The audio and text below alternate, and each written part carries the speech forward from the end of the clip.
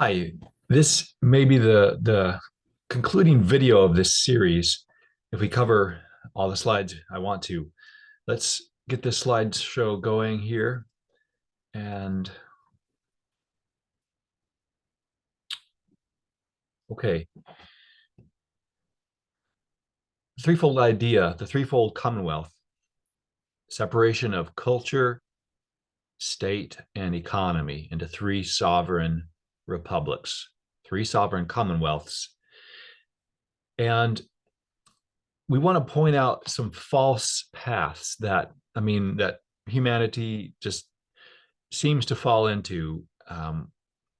And so one of them is the autonomous region concept. Um, you know, international diplomats, UN diplomats, um, there's, people like this idea of an autonomous region. It was really invented by Woodrow Wilson um, during the League of Nations. He proposed the autonomous region of the Åland Islands, the Ahvenanmaa in the Finnish language, or the Åland, also known as the Åland Islands. They were disputed between Sweden and Finland, and through the League of Nations under Woodrow Wilson's tenure, this the solution that the international statesmen came up with was this autonomous region. And what they means is this that province of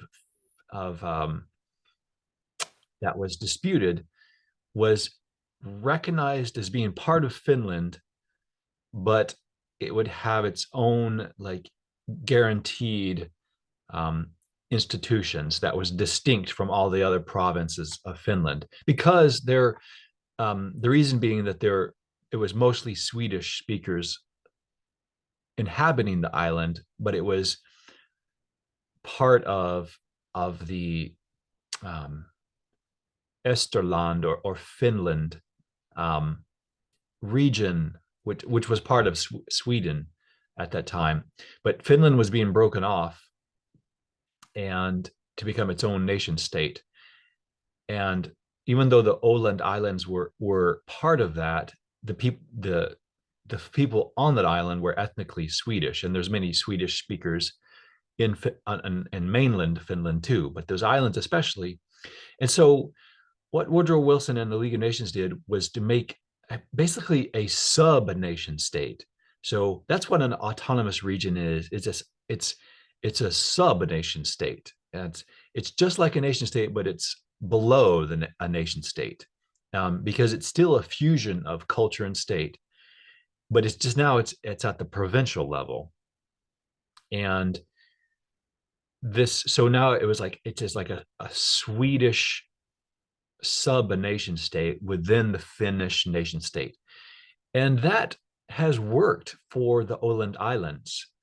Um, it was the first of this autonomous region um, idea, and it has worked in that part of the world for those people. But when the autonomous region idea has been applied in other parts of the world, it has usually has not worked. And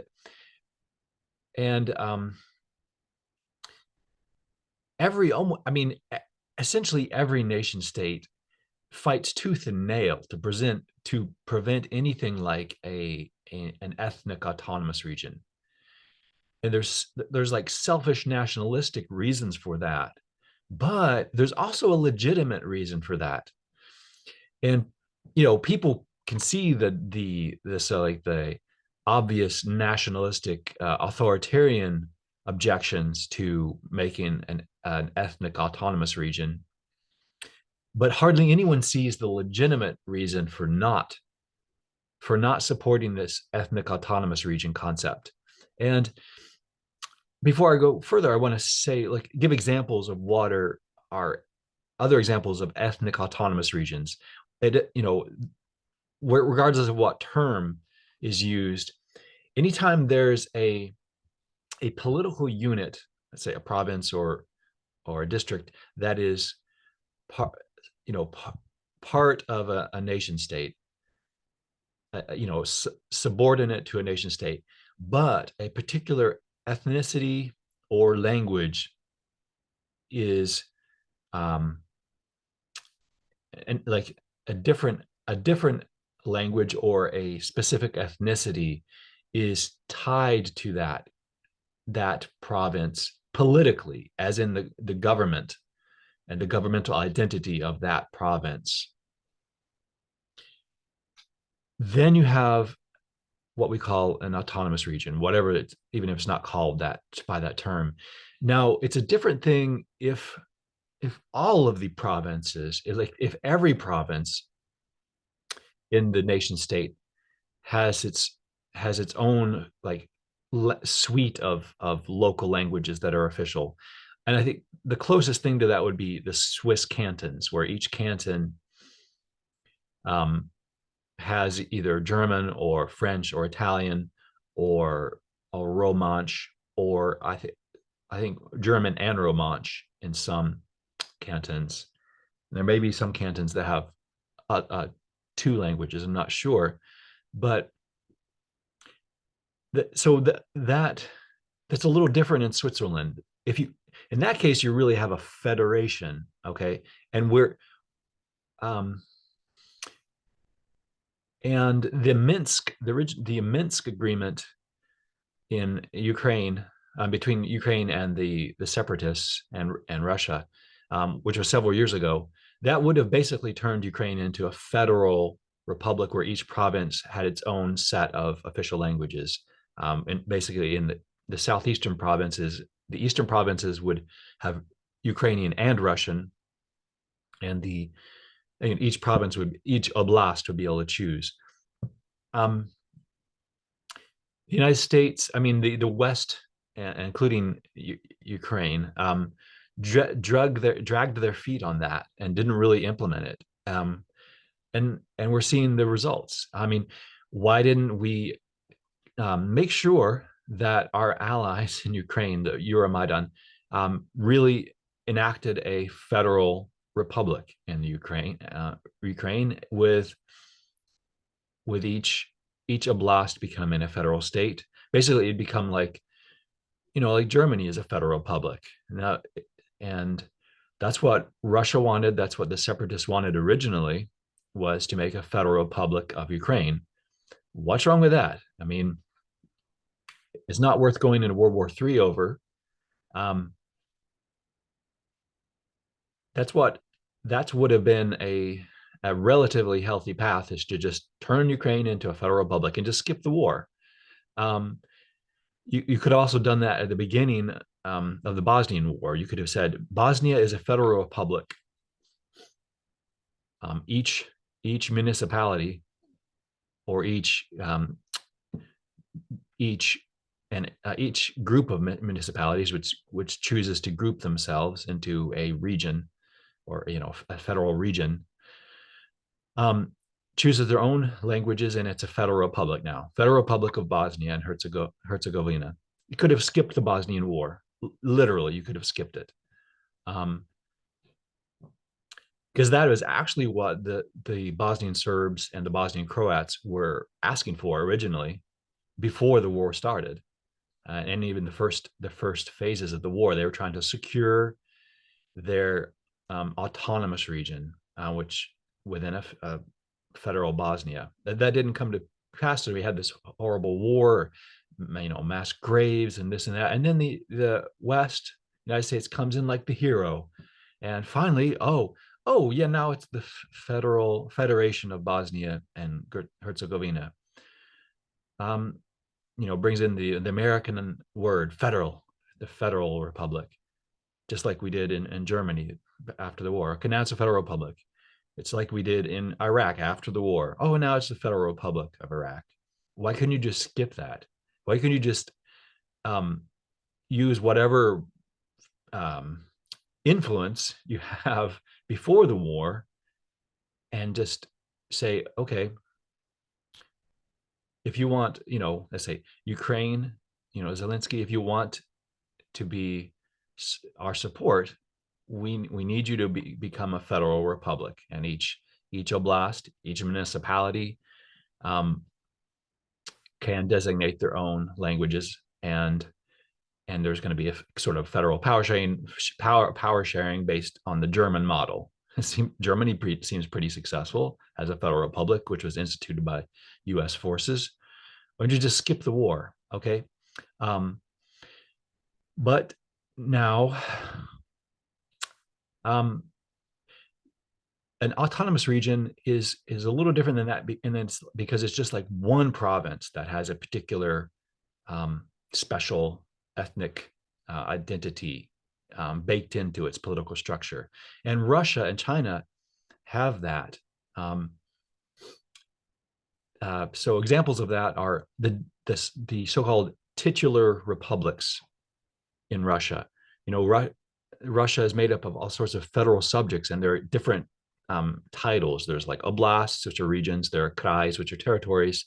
There's various kinds. But there's also the ethnic republics, the titular republics, which are named after a particular ethnic culture. And even if the culture, even if that nationality actually has a minority of people in that region, often these are still called a titular ethnic republic. And same in China, you have the autonomous regions of Xinjiang, Uyghur. It's named after the Uyghur nationality. Tibet, Xizang is a autonomous region, and Nemunggu, the Inner Mongolia, is also an official autonomous region. That was actually Marxist policy, was to sort of semi-recognize the ethnic cultures by making provinces and districts and even sometimes townships that had a particular ethnic, official ethnic political name. But the content had to be totally Marxist. It was just like throwing a slight cultural bone. And the Russian titular nationality, I mean, the titular republics are a legacy of that.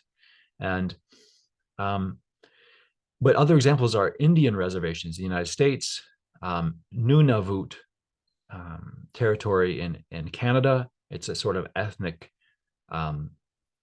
polity in an Inuit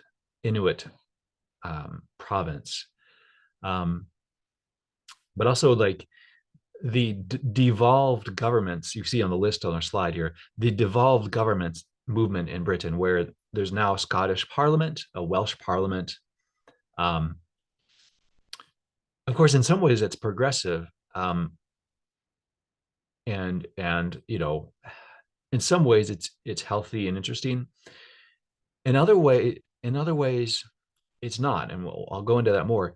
And other examples are the Republic of India, or the Union of India has a policy I'll call like linguistic states, and India, since it gained independence from Britain, has continually crafted new states, new provinces, usually based on language boundaries. And diplomats and progressive people can hardly see that there's anything wrong with that. Oh, wow. Now that's, isn't that great? Like drawing political boundaries based on ethnic and linguistic criteria. Isn't that great? Just like that's what the Marxists did. And other examples that are more clearly like less healthy are the former so-called Bantustans, or the black homelands in South Africa, which were during the apartheid regime. Various parcels of land were designated to be ethnic homelands for the different nationalities in South Africa, like Zulu and Tswana and others, Venda, and these nationalities. So these homelands were ethnic autonomous regions, and then some of them were declared to be independent nation states by the apartheid regime. Well, someone, if just hearing that story sounds like, wow, isn't that so progressive? Like, in fact, the South African government based that concept on the U.S. Indian reservations, and so at a surface level, you could be like, wow, isn't that amazing that South Africa recognized the complete, national political independence of these Bantustans. But the reality was a lot different. I mean, and um, because culture was fused with state and also fused with the economy, these little nation states, which only South Africa recognized and no other country in the world recognized them, they were totally, completely economically dependent on the South African apartheid regime, and politically also dependent. Like, they were theoretically independent, but the South Africa would, sponsor coups within those areas and so forth. It was just it was terrible. And um, I realize we're kind of opening a can of worms here, because again, people say, oh, like the Indian reservations in the United States, aren't those a good thing? Like, of course, there's good things about it, because it actually it's at least there's a line showing that, oh yes, there is such a thing as Indian land, or an Indian, indigenous American identity. The term Indian still is used in the United States, as far as in regards to the tribal governments. Um, but it's better than the previous effort to completely erase the indigenous peoples of North America, which was the policy in the 1950s, the termination policy, was totally erase them and assimilate them completely. Well, at least the Indian reservations have preserved some sort of presence of, of indigenous culture and governance. But the Gottlieb Initiative says that even though there are some good aspects of these ethnic autonomous regions, by whatever you call them, they are structurally sick, and they're they're they're just pushing the fusion of nation and state to a lower level. They're just pushing it down to the provincial level, or um, pushing it down to a sort of district or county level, like, or even smaller. Some of the Indian reservations are like the size of a U.S. county. Some of them are very small, the size of a maybe the size of a town, or some are just the size of a parcel. In California, some of the Indian reservations are just a parcel, and um, but at all levels, no matter how big these ethnic autonomies are, they're just pushing that fusion of nation and state, of culture and state, of ethnicity and state. They're just pushing it further down the tier of the hierarchy. So it's sick at any level. The fusion of culture and state is sick, inherently um, unhealthy, and and let me just say the Gottlieb Initiative is for the complete cultural independence of all of the indigenous American nations. All the indigenous American nations in North America and South America, we we are for, and we offer a pathway to complete cultural independence for all of these nations. And that is the main thing that these cultures, these peoples would seek for, actually. Um, Now there are also aspects, there also is a place for political independence and, of course, economic um, self-sufficiency, economic independence. There's a place for that. Um, but even those things can't happen unless the culture is renewed.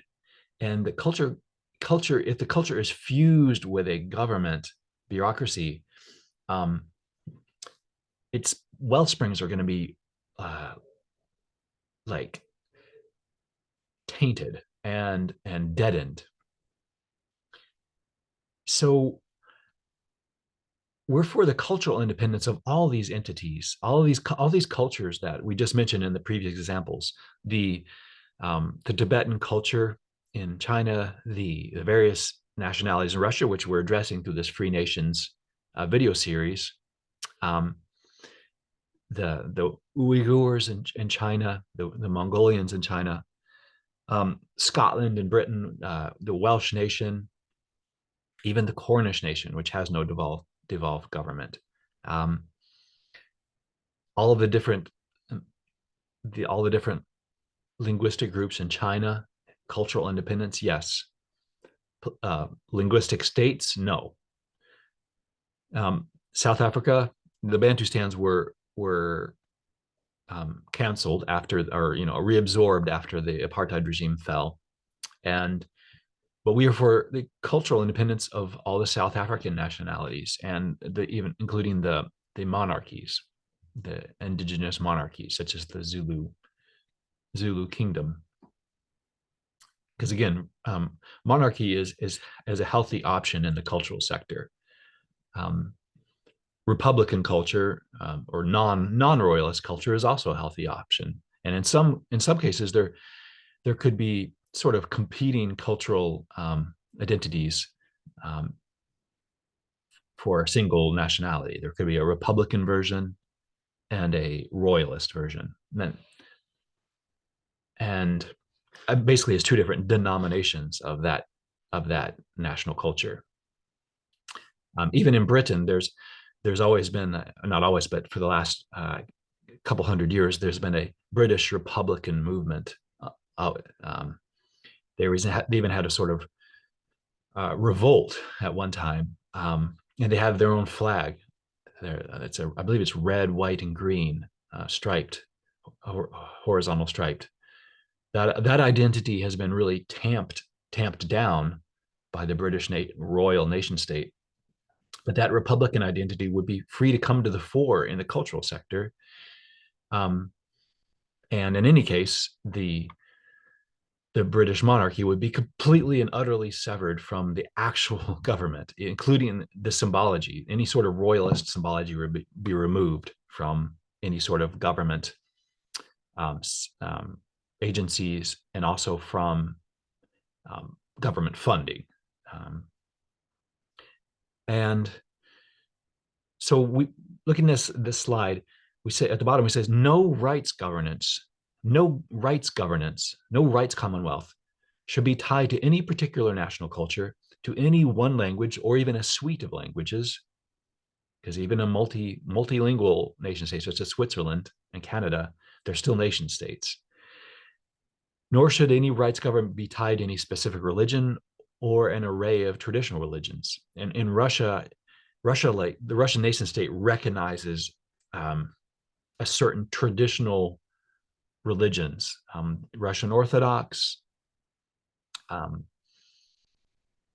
Judaism, and Islam, and the Russian government recognizes certain denominations of each of those, and if it's not part of those denominations, then any other sort of religious movement is faces bureaucratic hurdles. That's not right. And but and also the rights governance also ought to not be tied to an anti-religious secular philosophy, like completely. There's like such a thing as an anti-religious hyper secular worldview, and that is also actually a fusion of culture and state. yes, the state must not be religious, but also must not be anti-religious. Um, but its terminology must be, yes, secular and universal. But its values um, ought to be informed or open to the human element in in all of its citizens.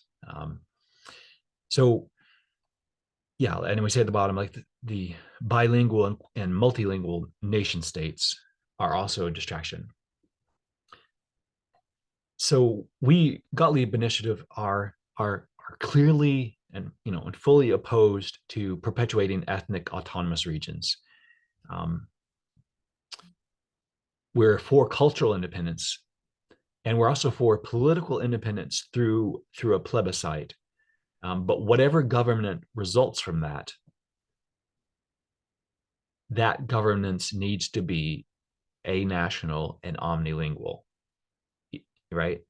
Um, and any sort of there should be no special ethnic rights in a particular province,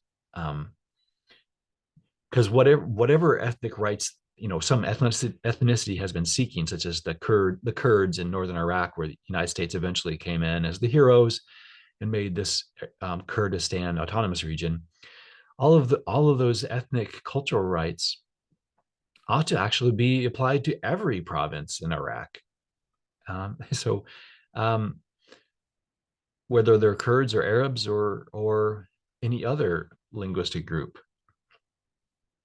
and that's the legitimate aspect of um, why there's um, pushback against the idea of ethnic autonomous regions. Um, that's a legitimate aspect um, of why they are actually just a continuation of the nation state, just at a lower level. Now, to move on another point, um, this threefold Commonwealth idea was presented during World War One, and this philosopher Rudolf Steiner, Austrian philosopher, he wrote this book, The Threefold Commonwealth, in 1918 during World War One, and he and the other three folders presented the idea to the German and Austrian leadership of the time, and there was some hope that the German realm and the Austro-Hungarian realm would take up this threefold Commonwealth and become actually threefold Commonwealths themselves. It would no longer be the German realm or German Reich, Deutsche Reich. It would be the, let's say, Dreigliederig Reich, the threefold realm. That Austria would no longer be the Austro-Hungarian Empire. It would be something like the um, threefold, let's say, like Danube realm, something like that. The Dreigliederig Donau. And but the leaders, even the leaders who seemed sympathetic, they actually they didn't understand the idea and didn't bring it forward when when it came down to it, the wire, as far as the peace treaties and so forth. Um, and then this philosopher lamented afterwards. He says, the Russian peoples in the East would surely have been sympathetic to the threefold Commonwealth as an alternative to Tsarism. This can only be denied by someone who has no feeling for the receptivity of the East European intellect, fresh as it still was, for healthy social ideas, healthy societal ideas or visions. Instead of the threefold Commonwealth, however, came the Treaty of Brest-Litovsk, and that's where the German Empire used their power to force the Russians to accept um, the formation of German puppet states in Western Russia. And actually, I know this is a painful to say, but um, many of the some of the free nations in the Free Nations Forum look to that era as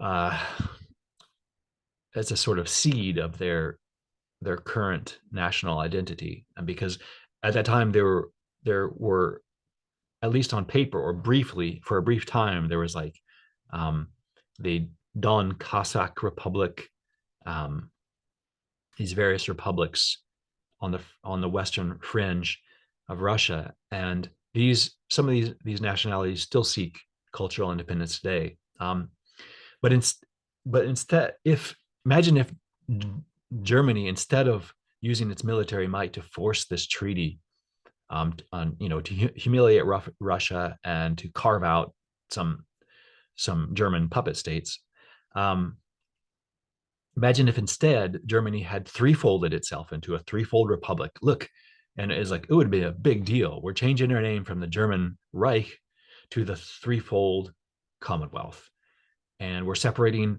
the German culture. We're separating it from the German state, and the state will be not be affiliated with any particular language. Everyone will have equal rights, and including regardless of your religion. And at that time, Jewish German citizens were a vast portion of the populace at that time, and and the economy would separate. So the economic issues would no longer be driving foreign policy, and um, it's like even in Austrian Empire, like the reason Austria kept expanding through Bosnia is because it wanted to make a railroad project down to the south, and so that's an economic project, like making a transportation corridor for trade. But then, of course, you use your military to advance that, and that's what we see in the United States. And the commercial use of the U.S. military to further the national economy. These three spheres need to be totally differentiated, so we can see it and untangle it and nip these confused impulses, nip it in the bud.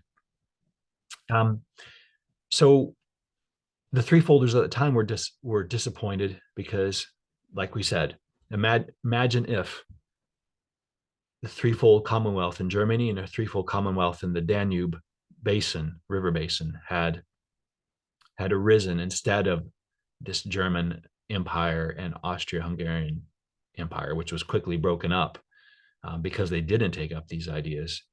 And then these healthy ideas actually would have evoked a different kind of Russia, like a threefold, having these vast threefold commonwealths in Central Europe would have surely had an effect on their neighbors, a positive effect. Instead of the Soviet Union arising, you would have had probably a threefold commonwealth in Russia. And that's what we're talking about right now. That's what we are proposing. This is a new window. It's been 100 years since then, 104 years to be exact.